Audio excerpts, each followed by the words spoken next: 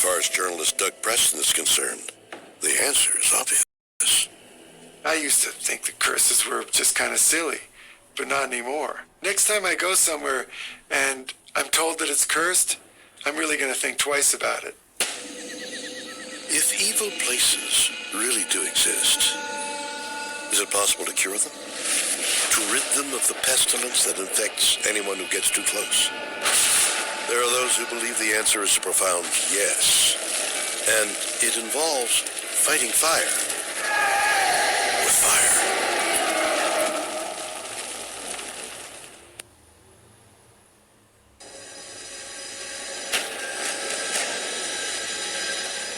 Dogotuki Village, Fiji, July 2018. Members of a church group set 2 houses on fire and burned them to the ground. The blaze is intended to purge the village of evil spirits, believed to have been responsible for the recent deaths of 20 people. These houses were older houses, but they had been traditionally associated with magical practices and the reports of witchcraft being practiced.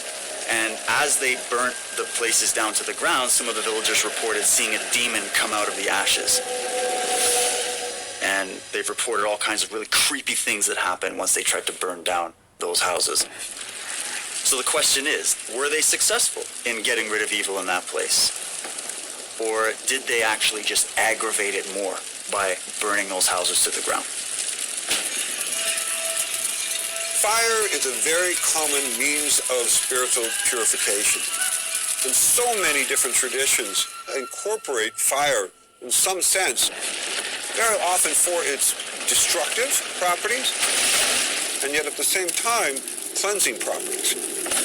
I've had a lot of people on my radio show who have apparently cleansed haunted houses in haunted areas. They talk about putting sage around the perimeter of the house and things like that to chase away the evil spirits. But by and large, I'm not sure that works. I think once a place is haunted, it's going to haunt, it's going to do what it does.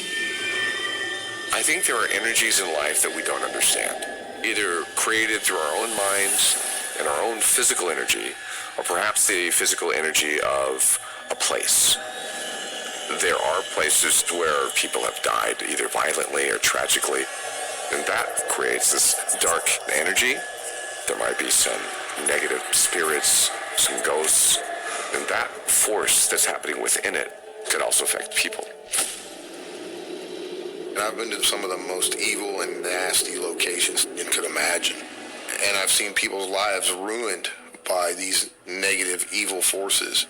And in my opinion, some of these locations are stained forever with the blood and the energy of these tragic events, these murders, these suicides. And to me, that can never go away.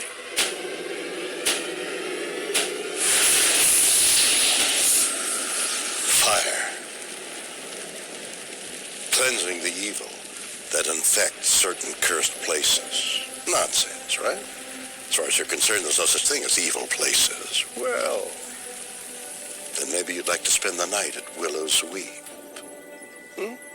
Or ride the swing set at Lake Shawnee Amusement Park. Or perhaps you'd like to have a picnic lunch at Japan's Suicide Forest. No? What's the matter? Are you frightened? Or are you just too smart to tamper with things in the world that are the